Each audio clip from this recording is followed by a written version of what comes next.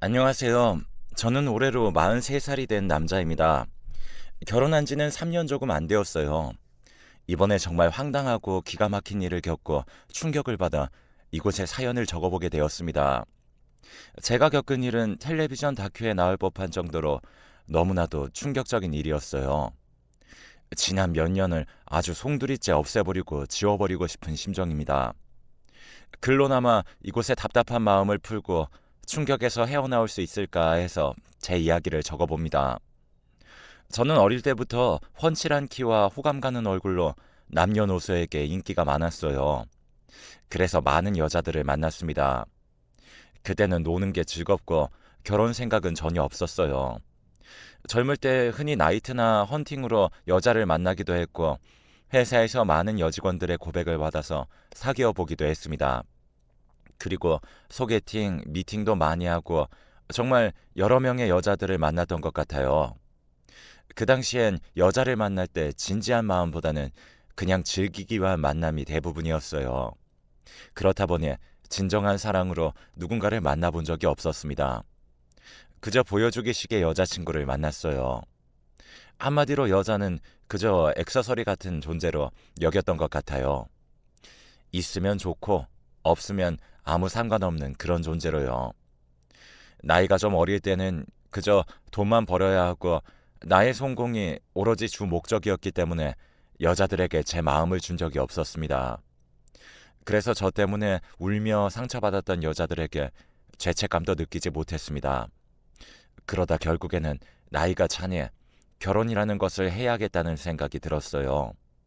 많은 여자들을 만나다 보니 저의 이상형은 가정적이고 여성스럽고 저의 말을 잘 들어주는 그런 착한 여자로 굳혀졌죠.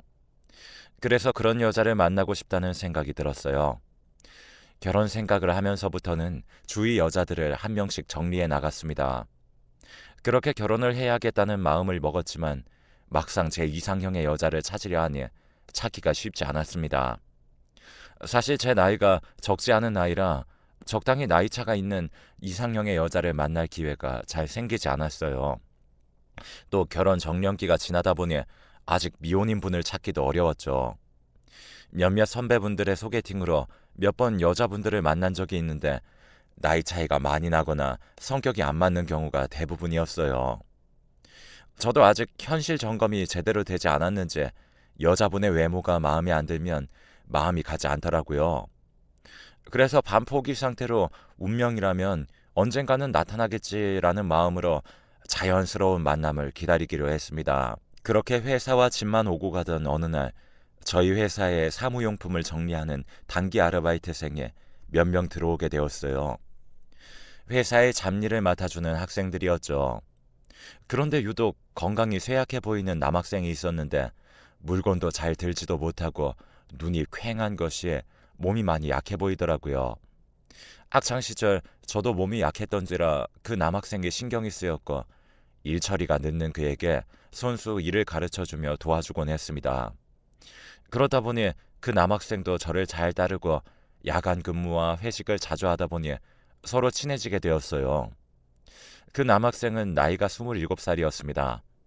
몸이 허약해서 취직은 힘들고 그렇다고 집에만 있을 수는 없으니 뭐라도 배우고자 아르바이트를 하고 있던 거였어요. 나름 사회생활 경험을 쌓는 중이라고 하더군요. 3개월 후 그 남학생의 단기 아르바이트가 끝나는 날이 되었고 일을 마친 후 쫑파티 겸 회식을 하게 되었습니다. 과장님, 저 혹시 제가 소개팅 해드릴까요? 소개팅? 누구? 예뻐? 아, 네. 예뻐요. 사실 저희 누나인데 착하고 순한 사람이에요. 과장님이랑 딱 잘 어울릴 것 같아서 과장님 볼 때마다 누나 소개해주고 싶다는 생각 들었거든요. 그래? 누나가 몇 살인데? 30살이요. 네가 날 이렇게까지 생각해주는 줄 몰랐다. 정말 고맙긴 한데 나이 차도 많이 나고 좀 그러네. 사실 그 학생과 알고 지낸 지 3달밖에 안 됐는데 누나를 소개받는 것도 부담스럽고 나이 차가 많이 나다 보니 왠지 내키지 않아서 거절을 하게 되었어요. 그 남학생과는 유종의 미를 거두고 헤어지게 되었고 저는 늘 회사로 출근하는 똑같은 일상을 보내고 있었습니다. 그런데 제가 퇴근하는 길에 그 남학생에게 연락이 왔어요. 회사 근처를 지나다가 그냥 제가 생각이 나서 전화했다며 시간 되면 차 한잔하고 저녁을 먹자고 하더군요. 저도 그날 딱히 할 일도 없었고 그날따라 맥주가 당기길래 맥주나 한잔 해야겠다 싶어 알겠다고 하고 약속 장소로 가게 되었죠. 그런데 만나기로 한 약속 장소에는 그 남학생과 함께 누군가 한 명이 더 있었어요. 다름 아닌 그 남학생의 누나였죠. 누나라던 그 여자는 첫눈에 제가 반할 정도의 청순하고 예쁜 얼굴의 미인이었습니다. 사실 그 남학생의 인물도 빠지지 않는 외모라 그의 누나도 예쁘겠거니 내심 생각은 했었지만 이 정도일 줄은 전혀 상상도 못했죠. 지금껏 제가 만나던 여자들과는 전혀 다른 분위기의 여자였어요. 참하면서도 아주 청순한 분위기의 미녀였습니다. 처음 소개팅을 받지 않겠다고 했던 마음과는 달리 저도 모르게 얼굴에 흐뭇한 미소가 지어지더군요. 30살이라고 하기엔 더 동안인 얼굴이었어요. 저는 첫눈에 반한다는 게 무슨 말인지 그때 처음으로 알게 되었습니다. 소개팅이 싫다고 했던 저는 온데간데 없고 제가 질문을 하고 저 혼자 말하는 듯한 느낌을 받을 정도로 질문 공세를 퍼부었습니다. 내가 이렇게 여자에게 적극적인 사람이었나 라는 생각을 처음 한 날이기도 했어요. 안녕하세요. 네, 안녕하세요. 처음 뵙겠습니다. 죄송해요, 과장님. 실례인 줄 알면서도 두 분 꼭 소개해드리고 싶어서 제가 누나 데리고 나왔어요. 아니야. 죄송은 무슨. 야, 말은 바로 해야지. 사실 제가 이 자리에 나오고 싶다고 했어요. 동생이 사진을 보여줬는데 너무 제 이상형이셔서 처음으로 용기 내서 나왔어요. 정말 고맙습니다. 아니, 그게 아니라 저 성함이 이채영이에요. 채영 씨는 말도 예쁘게 하고 성격도 차분한 사람이었어요. 게다가 제가 하는 시덥지 않은 말에도 잘 웃어주었죠. 저는 나이 40이 다 되어서야 생전 처음으로 설렘이라는 걸 느꼈어요. 여자들 위해서 군림하던 제가 여자 눈을 똑바로 쳐다보지도 못하고 부끄러움까지 느끼며 그 여자를 대하고 있었습니다. 삼겹살에 맥주를 마시는데 채영 씨가 더운지 손부채질을 계속했습니다. 너무 더운데 저 옷 좀 벗어서 걸어놓고 올게요. 본격적으로 고기 먹으려니 옷이 거추장스럽네요. 그러세요. 고기 많이 좋아하시나 봐요. 네, 저 완전 고기 킬러예요. 저도 고기 완전 좋아해요. 제가 살 테니까 많이 드세요. 오늘 밤새도록 같이 고기 먹어요. 그리고 채영 씨가 옷을 벗어놓으러 간 사이 저는 잠시 화장실에 가려고 일어났어요. 그리고 화장실 옆에 붙어있는 거울을 들여다봤는데 입이 귀에 걸려있는 저를 발견하고는 깜짝 놀랐습니다. 너무 티내지 말아야겠다 다짐하며 다시 자리로 돌아갔는데 어느새 제 입꼬리는 다시 귀에 걸려 있었어요. 속으로 이 자리를 만들어준 예비 처남이 고맙고 은인처럼 여겨졌죠. 그래서 저는 예비 처남과 마주 앉아 누나 몰래 감사의 윙크를 날렸습니다. 저는 조금이라도 점수를 따려고 열심히 고기를 굽고 있었어요. 고기를 굽는 곳이다 보니 실내가 무척 덥고 저도 옷을 벗고 싶었지만 안에 땀이 차 있을 것 같아서 벗지 않았어요. 그러면서 참고 있는데 갑자기 제 앞으로 또각또각 걸어오는 그녀를 보았습니다. 그런데 그녀의 모습에 저는 깜짝 놀랐어요. 겉옷을 벗으며 묶은 머리카락도 같이 풀었는지 손으로 머리카락을 귀 뒤로 살짝 쓸어 넘기는데 저는 얼굴이 빨개지는 걸 감추느라고 정신이 없었습니다. 채영 씨가 참 완벽한 사람이라는 생각이 절로 들었어요. 안 더우세요? 제가 고기 구울게요. 집게 이리 주세요. 아니에요. 고기는 남자가 구워야 제맛이죠. 제가 고기는 끝내주게 잘 구워요. 동생이랑 두 분이서 맛있게 드세요. 잡고 있던 집게를 가져가면서 스친 그 손길은 여자 경험이 그렇게나 많은 저였지만 왜 이렇게 설레고 떨렸는지 다시 청소년으로 돌아간 듯한 느낌이었어요. 이런 여자라면 지금껏 혼자일 리가 없는데 분명 인기도 많았을 텐데 하는 생각이 들어 그녀에게 물었습니다. 채영 씨는 왜 남자친구가 없으세요? 이렇게 아름다우신데 남자들이 가만 놔두지 않았을 것 같아요. 글쎄요. 그런데 오늘 생길지도 모르죠. 채영 씨의 말 한마디에 제 가슴이 철렁하며 요동치기 시작했어요. 저는 속으로 쾌재를 불렀습니다. 이렇게 완벽한 여자를 소개해준 그 남학생에게 고마워서 저는 계속해서 눈인사를 계속 보냈어요. 그렇게 시간은 점점 무르익어갔고 이야기를 들어보니 누나는 독실한 기독교 신자라고 했습니다. 종교가 기독교인 사람을 원해서 아직까지 결혼을 하지 못했다고 하더라고요. 그렇게 남자를 거르고 거르다 보니 제대로 된 연애 한번 못 해봤다고 했어요. 심지어 모태솔로라고 했습니다. 얼마 전 직장을 그만둬서 지금은 다른 일을 구하면서 쉬고 있다고 했어요. 저희 집안은 불교이고 저도 불교인데 그럼 저 같은 사람은 채영 씨 짝으로는 안 되겠네요. 이젠 종교는 자유라고 생각해서 별로 상관하지 않기로 했어요.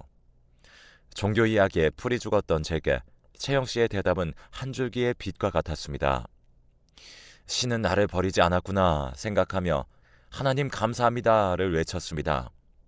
그러면서 남학생과 저는 술을 한 잔, 두 잔 마시면서 시간을 보냈고 기분이 너무 좋아서 그런지 술이 많이 취하게 되었어요.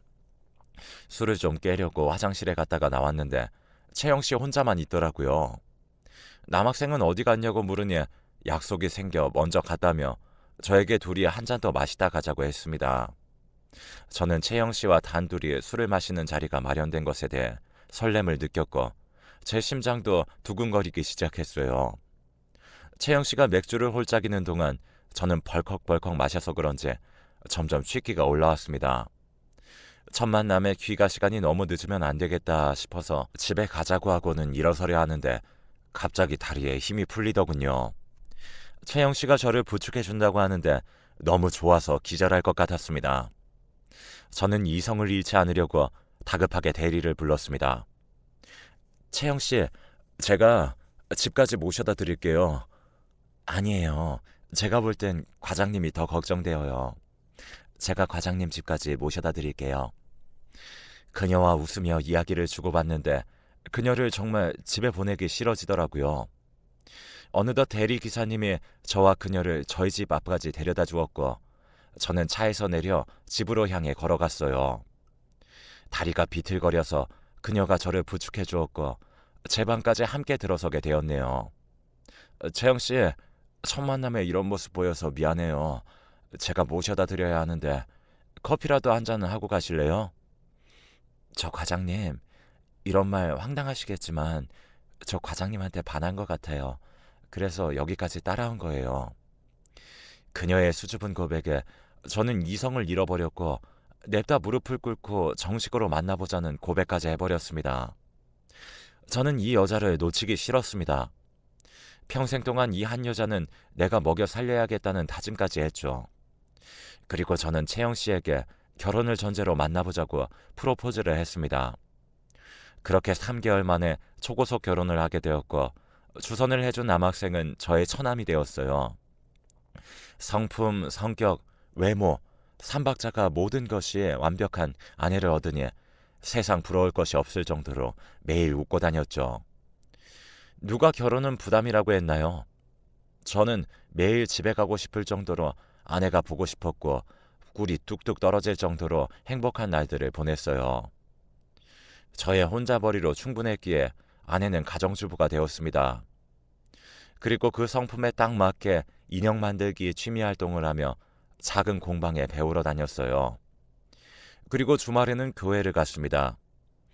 그리고 남은 시간에 요리를 배워서 저에게 이것저것 해주기도 하고 점심은 사 먹지 말라며 점심은 꼭 손수 만든 도시락을 싸주었어요. 딱 제가 원하던 그런 사람이었어요. 심지어 아내는 저에게 교회 가기를 권유했지만 제가 아직까지는 마음이 없다고 하니 종교에 대한 자유가 있으니 강요하지 않겠다고 했어요. 그리고 뒤에서 묵묵히 저를 위해 기도도 많이 해주었고요. 아내는 늘 제가 원하는 대로 모든 것을 맞춰주었기에 서로 싸울 일도 없었어요. 정말 천사 같은 아내였죠. 그러던 어느 날 장인 장모님께서 시골로 이사를 가신다고 하시며 처남과 함께 살아줄 수 없냐고 했습니다. 처남이 건강이 안 좋아서 혼자서 두기에는 걱정이 된다며 아내가 함께 살고 싶다고 하더라고요. 눈시울을 붉히며 이야기하는데 안 들어줄 수가 없더군요. 저는 당연히 처남과의 동거를 수락하게 되었어요. 아내는 고맙다며 저를 와락 껴안아 주더군요. 저는 사실 집에 방도 비었고 처남에 대한 고마움도 있고 해서 흔쾌히 수락을 하게 된 거였어요. 게다가 아내도 평일에 인형만 만들지 딱히 하는 일이 없어 심심할 것 같았거든요. 그러나 그때부터 비극이 시작되었던 것 같네요. 처남이 막상 들어온다고 달라지는 것은 없었어요. 건강이 안 좋아서 집에 누워있거나 단기 아르바이트를 하러 다니는 게 다였거든요. 일찍 자고 일찍 일어나니 저와 마주쳤던 적은 아침밥 먹을 때와 저녁을 먹은 후 그리고 주말뿐이었습니다. 그날도 저는 회사를 마치고 집에 도착하여 처남과 함께 셋이서 저녁을 먹고 TV를 밤늦게까지 보게 되었어요. 시간이 11시가 넘어서자 피곤이 몰려왔고 저는 자러 들어간다며 방으로 들어가게 되었죠. 그때 처남도 방으로 들어갔습니다. 저는 자기 전에 와이프와 달콤한 신혼의 행복을 누리고 있었어요. 처남이 옆방에 있다고 생각하니 둘이서 더 조심스러웠습니다. 그런데 어느 순간 오싹한 느낌이 들더라고요. 누군가 있는 느낌이었습니다. 신혼을 너무 불태워서 몸이 축났나 싶기도 하고 별 생각 없이 넘기게 되었죠. 주말이면 아내는 교회를 가서 집에 없고 저와 처남 단둘이 집에 있는 날이 많았습니다. 그러던 어느 날 거실에서 텔레비전을 보다가 잠이 들게 되었어요. 그리고 눈을 떴는데 캄캄하더라고요. 순간 밤인가 싶었고 제 옆에서 아내가 팔베개를 하고 누워있는 게 느껴졌어요. 저는 잠결에 아내를 안았는데 순간 소름이 끼쳤습니다. 저도 모르게 입에서 욕이 나왔고 소리를 지르며 벌떡 일어나서 불을 켜보니 처남이 누워있는 거 있죠? 분명 저를 끌어안기에 당연히 아내인 줄 알았는데 처남이 누워있으니 깜짝 놀랄 수밖에 없었죠. 처남은 잠결에 눈만 껌뻑거리고 있었고 아내는 놀라서 안방에서 뛰쳐나왔습니다. 처남도 함께 사는데 내가 너무 예의를 차리지 않았나 싶어서 처남에게 사과했죠. 그리고 민망해하는 아내에게 말했네요. 여보, 왜 나 안 깨웠어? 나 좀 깨워주지.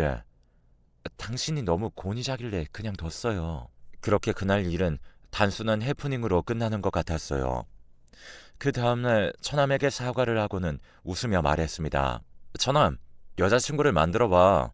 처남 정도면 꽤 잘생긴 편이지 않나? 하면서 농담조로 이야기를 했더니 처남은 정색을 하며 말하더군요. 무슨 말씀을 그렇게 하세요? 기분이 썩 좋지 않네요. 하며 휙 돌아서서 방에 들어가는 거였어요. 방문을 두드리며 기분 나빴다면 미안하다고 사과를 했지만 처남은 문을 열어주지 않았어요. 그날 밤 처남에게서 메시지가 왔는데 자신이 좀 예민해서 그렇다며 신경 쓰지 말라고 하더라고요. 그리고 또 이런 날도 있었어요.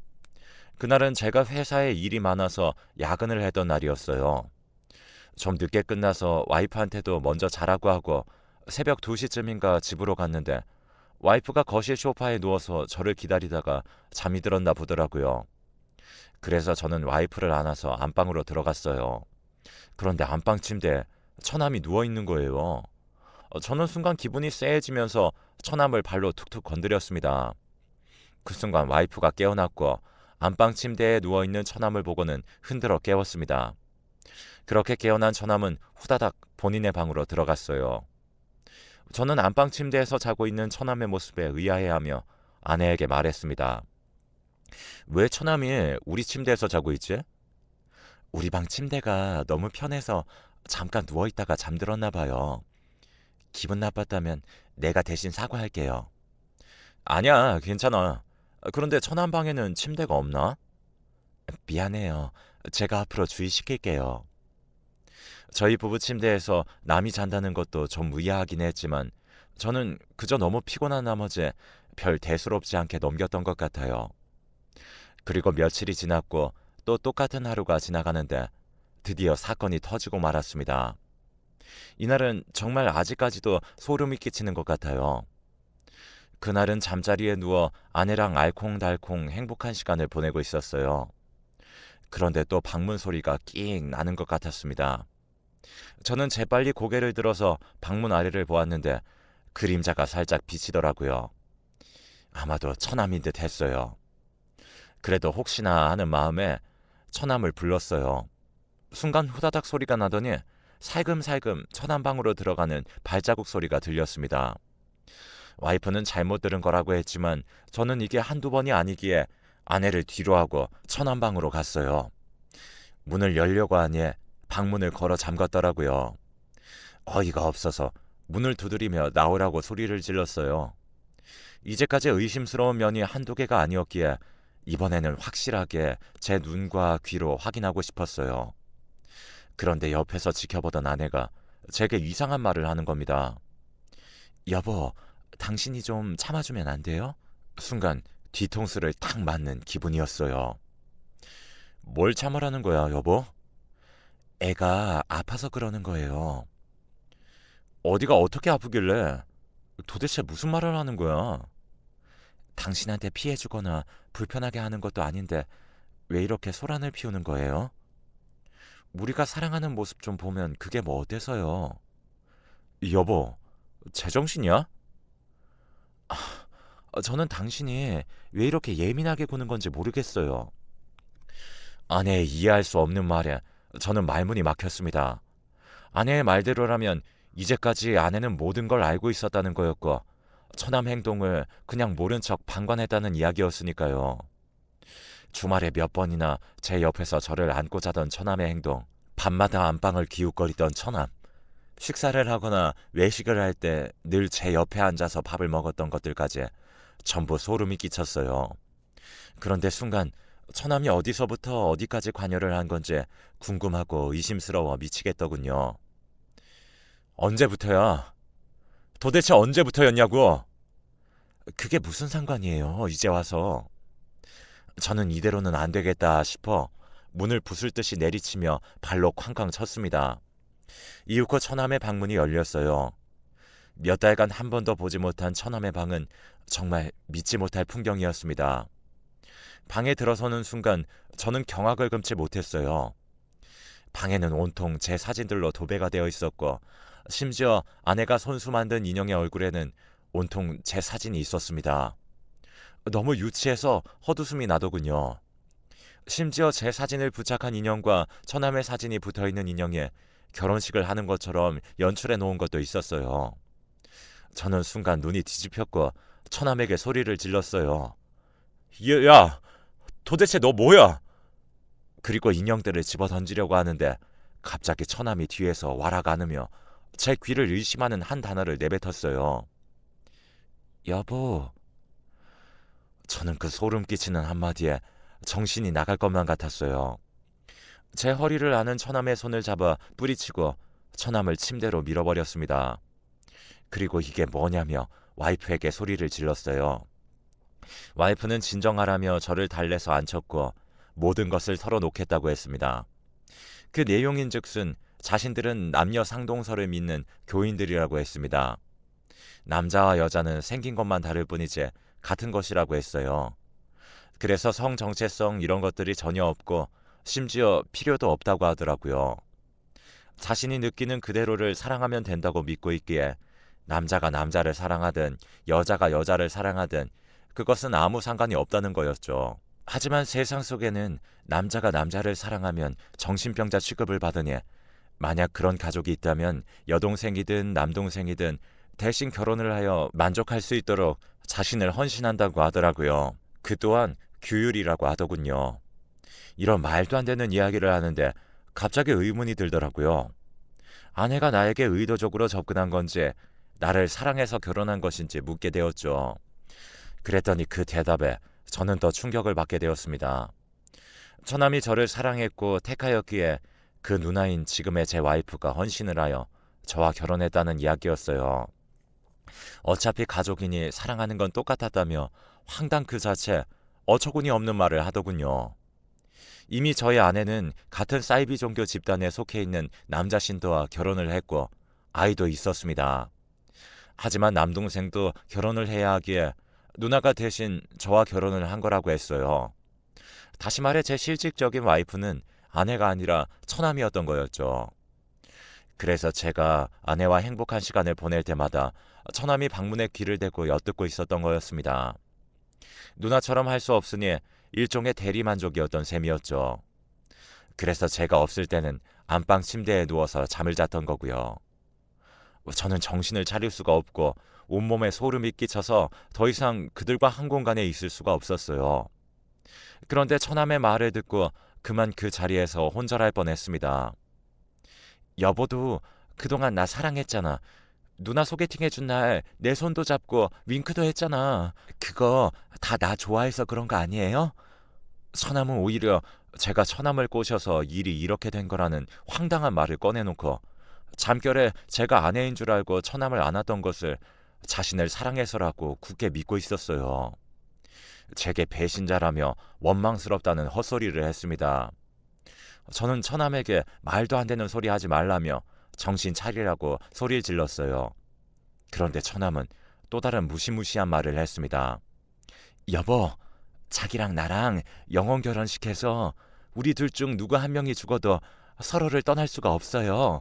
그러니까 다시 한번 잘 생각해 보세요. 어차피 이렇게 된 거 이대로 사는 것도 괜찮잖아요. 안 그래요? 뭐? 누가 네 여보야? 당장 이 집에서 나가지 못해? 저는 폭력은 싫어하지만 도저히 이 정신 나간 인간은 그냥 놔둘 수가 없어서 한 대 쳐버렸어요. 그리고 나가면서 경찰에 신고를 하게 되었고 저의 행복한 결혼 생활은 그저 슬프게도 사이비 종교 남매들에게 당한 사기 결혼 사건으로 마무리가 되었습니다. 아직도 이때만 생각하면 진저리가 쳐집니다. 그 남매들의 얼굴만 떠올려도 소름이 끼치네요.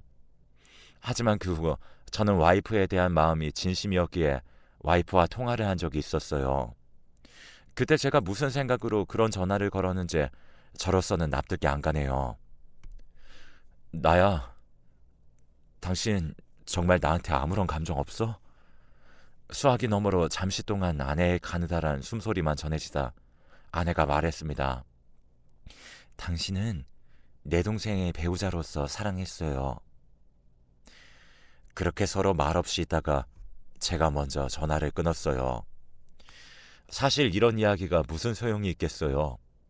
어차피 아내는 가정이 있는 사람인데 저와 결혼한 건 단지 가족을 사랑하는 마음으로 사랑했다고 하니 씁쓸하고 가슴 한편이 찡하게 아팠어요.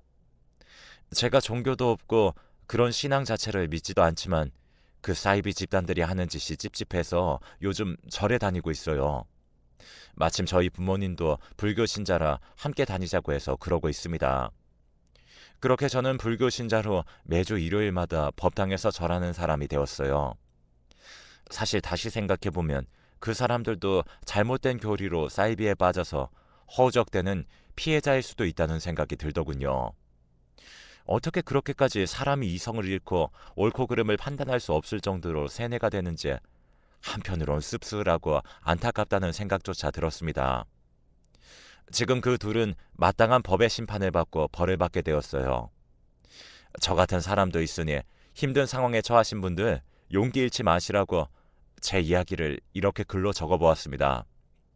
저는 절에 다니며 산을 오르내린 덕분에 더 건강해졌고 정신적으로도 한층 더 성숙해져 가고 있음을 느끼네요. 제가 젊은 시절에 상처를 줬던 여성분들께 사죄하는 마음도 갖고 반성하는 시간도 갖고 있습니다.